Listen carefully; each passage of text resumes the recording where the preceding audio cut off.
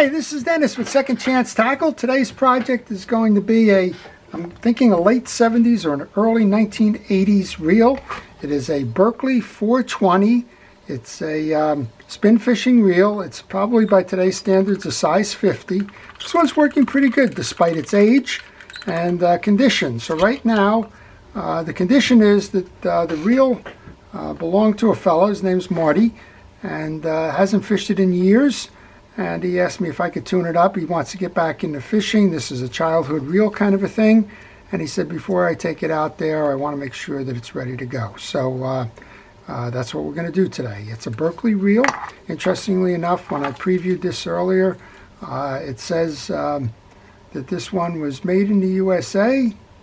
It says inspected and assembled in the USA from parts made in Japan. So that's kind of a 1970s statement when some of these domestic manufacturers were concerned about the effects of offshoring product. But this one's made very nicely.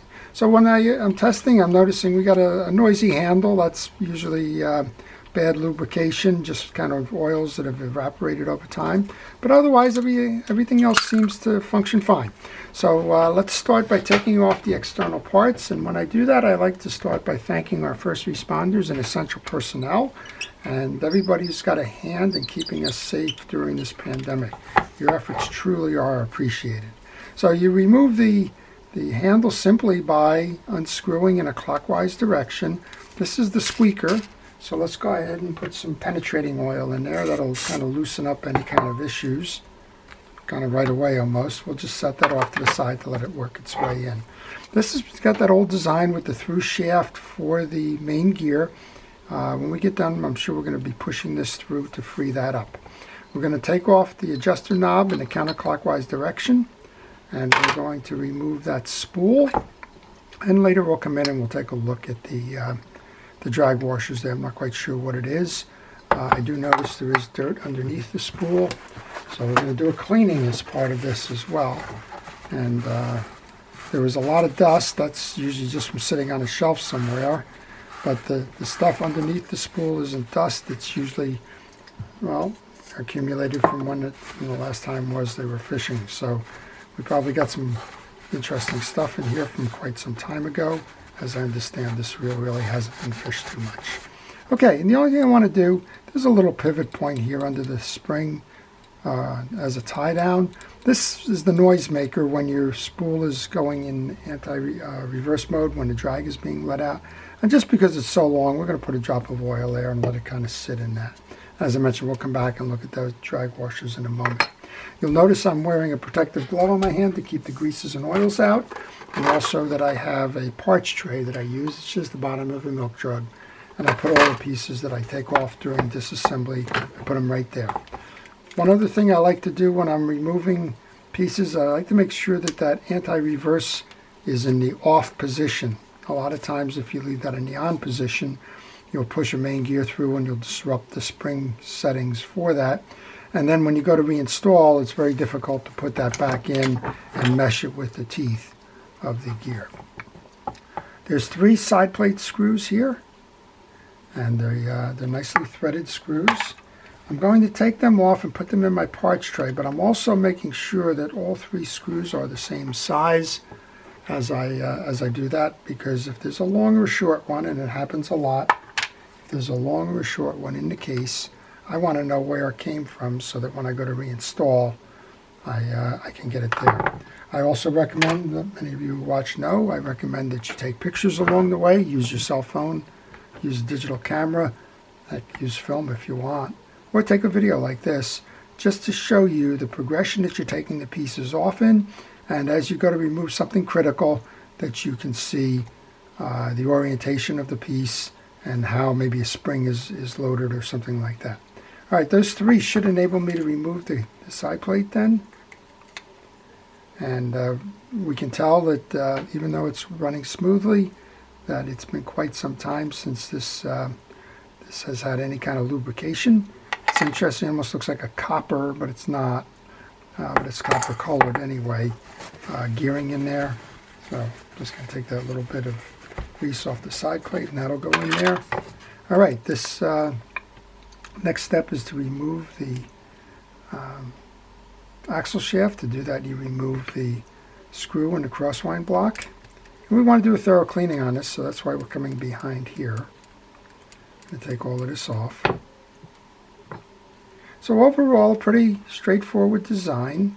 It's got a stud on the main gear that's lodged underneath the crosswind block in a channel, and it's offset so that as you crank the wheel, let's see if we can do it this way, you'll notice that the crosswind bar that's carrying the axle shaft is moving up and down.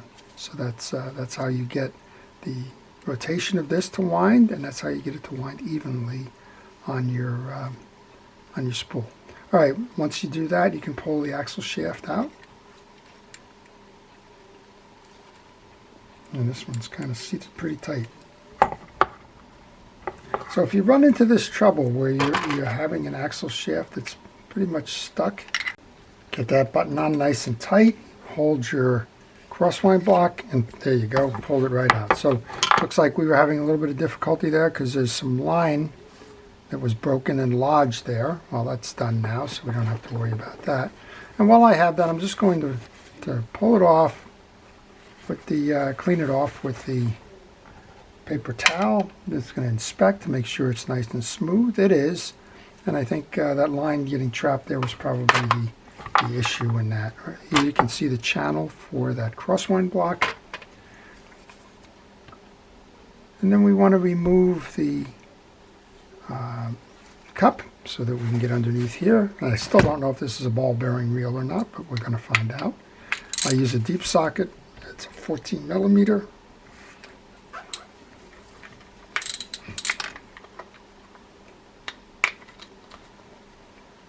I just had to break that off camera. I do apologize for that. And then the rest of them I'm just going to take off by hand. And then we have a tie down clip here, keyway, whatever you want to call it. And we should be able to move that up. And understandably, all of this is very tight. It hasn't been serviced or taken apart in quite some time. But there we go. We want to get under there to clean off all this junk. You can see that we have a good amount of that. So we're going to use some penetrating oil just to kind of break up the old grease.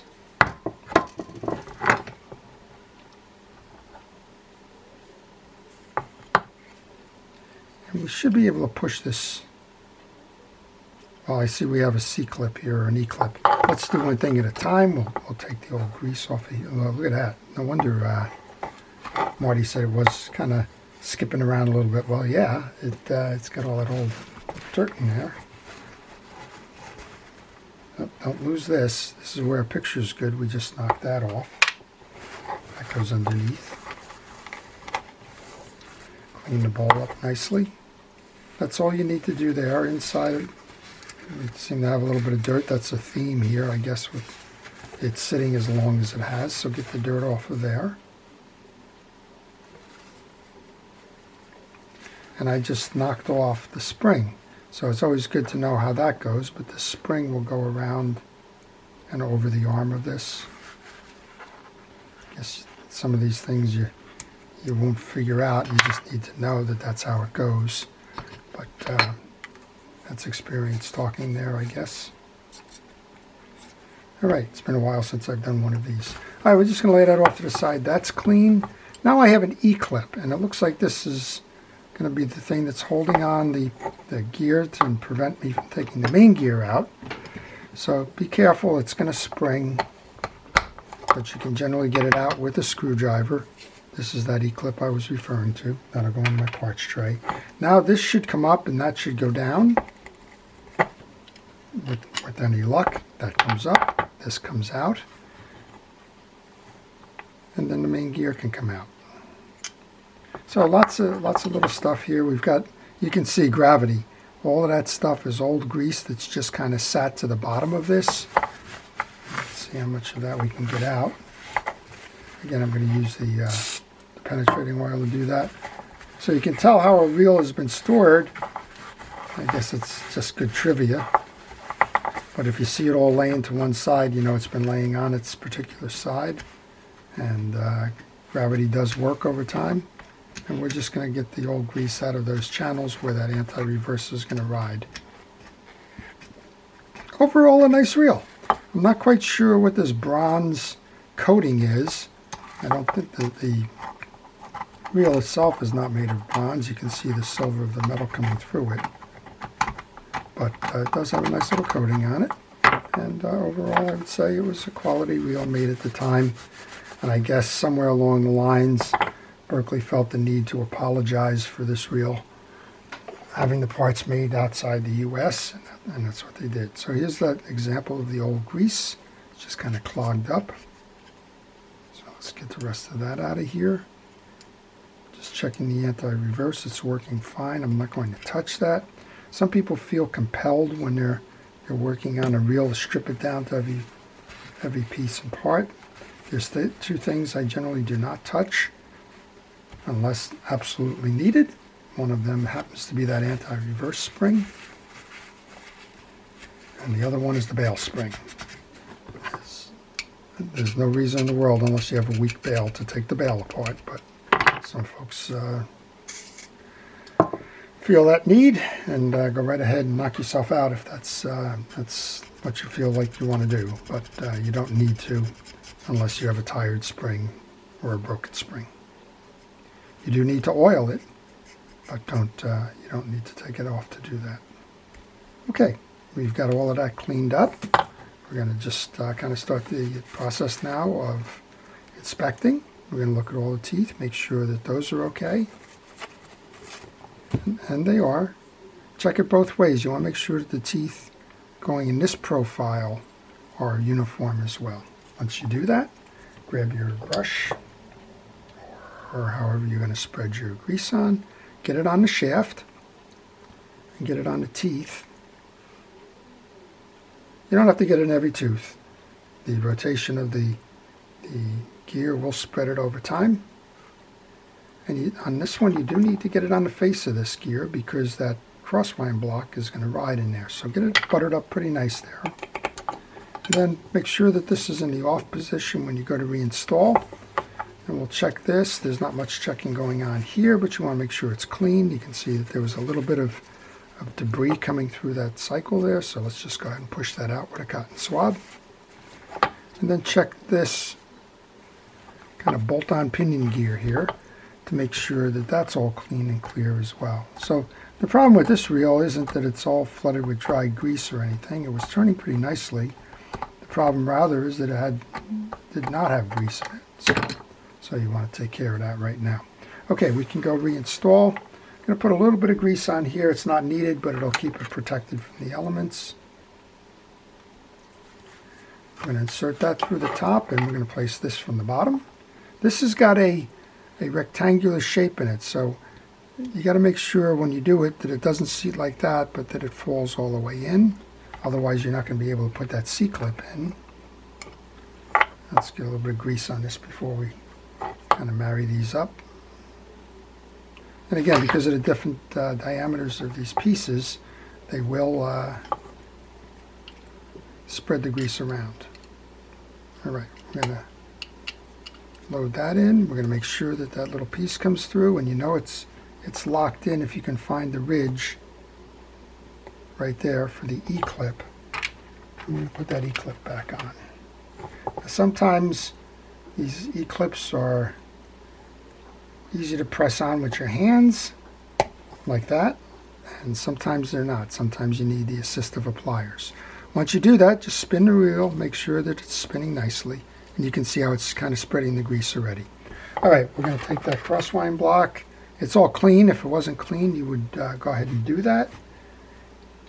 You needed to notice the orientation on that crosswind block when you disassembled it. If you put it in upside down, and this one's totally possible to put in upside down, well, then you need to go back to your pictures and figure out which way it was. Now, I happen to notice, just because I guess I was sort of kind of paying attention here, that the stud goes down.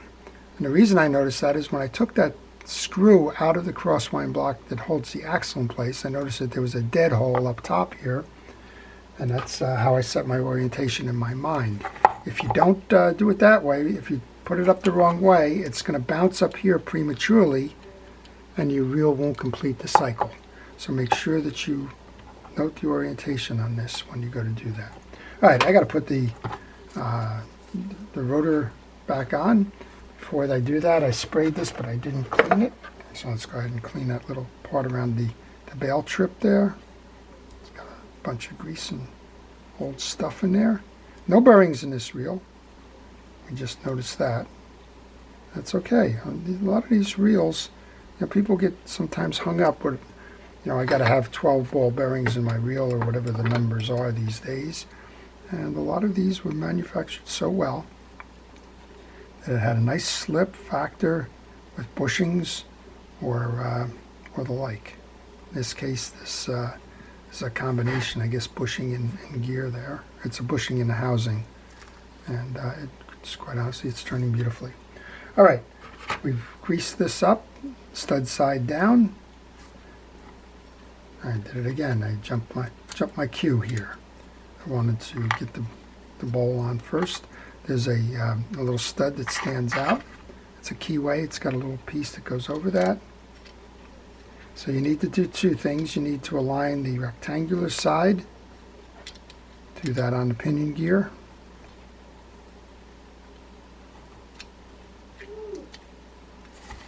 Sometimes easier said than done when I'm trying to do that for the camera. There you go. And then you need to hold the pinion gear until that falls into place and you're rotating. Now I just made a rookie mistake there, I guess. I wasn't paying attention, but that's where my parts tray helps.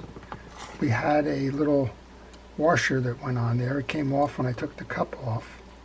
So just make sure that you check your parts tray from time to time, and that if you find that you're out, or you look over there and you see something that shouldn't be in there, well, just go retrace your steps. And again, that's where pictures help along the way. All right, now we're just going to tighten the lever back up here, the nut. Switch that over to tighten mode. Hold your bowl down.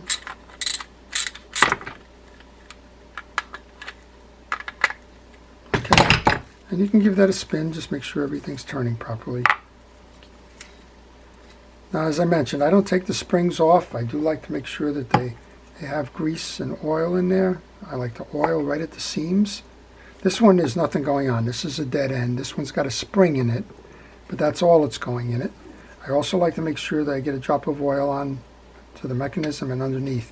Now, if that mechanism was all sanded and that, if when you opened up the bowl we saw a little bit of dirt in here, but if you saw a lot of dirt in there, you're going to want to take that off and clean underneath it. In this case, it was working fine. We should be able to trip this manually, and you can see we got a nice snap there, so we're all good there. All right, I just want to rotate this around so I get that stud down to the bottom. Now we're going to put that crosswind block in. And we're going to grab our axle shaft. I don't think we need the button on there any longer. There's a hole, so you want to line that hole up with the axle shaft as you go through. So kind of get it situated like that so you can see it coming through. And then you'll eventually be able to see it coming that way. And put that hole down. So if you like what you're seeing, I'm going to ask you to subscribe to my channel. And if you do subscribe, I'm going to ask you to hit notifications. That way you're going to see me work on all kinds of reels. This is kind of a mid-classic 1970s reel, but I work on everything that comes in my shop for the most part. And I take videos of a lot of them, so you'll see bait casters, you'll see ocean reels, you'll see lever drags, you'll see traditional surf reels, you'll see boat reels, you'll see everything come in here. And if you're looking to figure out how reels are made and how they are serviced, well, it's best to subscribe. If you have a question on any fishing reels, maybe you're working on one right now and you got stuck or puzzled, if I can help you out, I'll give it a try. I've been been doing this. I know my description says 20, but it's more like 25 or even more now. I kind of lost track. But I've been doing this a long time. Let's leave it at that. And I have experience with a lot of these different reels. And if you're working on one and maybe you're stuck, maybe I can help you out there. I don't mind doing that. Leave your question in the comments. If you have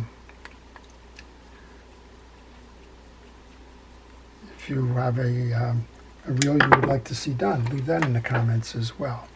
And finally, I do service reels by mail. And if you have one that needs to be worked on and you don't want to do it yourself, or maybe you're not up for the challenge, or maybe it's just too time consuming, well, contact me on the email on the business card that follows. I'll be happy to provide you with that information. So we're going to go ahead and put the handle on now. And then once we're done with that, we're going to go up top and we'll service that drag.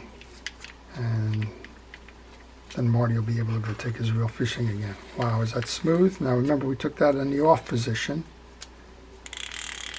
Oh, I like that a lot. Nice quality reel. Okay, this one's got a lot of dirt on it. We mentioned that from storage. We're going to service the drags first, and then we're going to clean that up before we put that back on the reel. There's a little kind of a loop-de-doo sort of a clip here. You'll notice that there's a break at one point in there. And you want to go ahead and hold down, because it is a spring, it will shoot. Hold down and then remove that by prying from behind. And these got the old, looks like it's got one big old leather washer or rubber washer, and it's kind of hard to tell. It's probably leather. It could be cork, it could be rubber. I'm just going to put a little bit of grease on there. I'm going to use a dry grease. You can use any kind of fishing reel grease if you don't have a dry grease. I'm just going to lubricate that to keep it fresh. Give it maybe a little bit of slip there. But that's all that was in the bowl. I'm going to use my cotton swab to get there, clean that out. And because that's going to go back in, I think I'm going to take the opportunity with that piece out to clean that spool. So I'm going to use a pen rod and reel cleaner. I guess that's okay now, because Berkley's part of Pure Fishing. Goes around, comes around, I guess, huh? No, it's a good rod and reel cleaner. It does take off all the old dirt and greases. It takes off the fish scales and the like after you've come in from a trip. And I always recommend cleaning your equipment after you're done. It's all too easy to kind of get in and be tired and just kind of throw it off to the side, let it sit in a hot trunk or something like that. Next thing you know, you got a problem with the reel performance. All right, we're going to put that back in. I'm going to sit this over the spool now. We've got a little tag, a little stud that sits out of this. Find the groove. Put that in. Now you can do this on or off the reel. Then we're going to find this clip one more time, get one side of it seated and work it around. There's a little groove that it sits in. So visually you need to check to make sure that it's in that groove. There we go. And that's the service of the top end. And then we got one more little thing. We'll give it one more squirt there. Right now Christopher's saying I've certainly got the use out of my paper towel here. And I would agree. I do. All right, but it's pretty now. Marty's going to enjoy the reel. He's going to have some childhood memories going on in there. And he's going to be, best of all, he's going to be able to take it fishing. Look at this. It's been around so long, we've got little spider webs going in under the cap there. All right, let's tighten this down, make sure the drags work. Make sure that the reel turns fine. And let's get this back out there fishing. All right. Oh, yeah, it's perfect. The single fat drag washer is doing just fine. A whole lot smoother than it was. It's amazing what some oil does. The squeak is gone on the handle there. This one's ready to go fishing. So I hope you've enjoyed that little video there. If you did, please like it. Again, I would ask you to subscribe. Subscriptions are what keeps my channel vibrant. I do appreciate that as we head on to 12,000 subscribers. And I wish everybody a great day. Thanks again to our first responders and essential personnel for all that you do. Really is appreciated. To the rest of you, please stay safe, stay well, stay fishing, and stay watching. This is Dennis with Second Chance Tackle.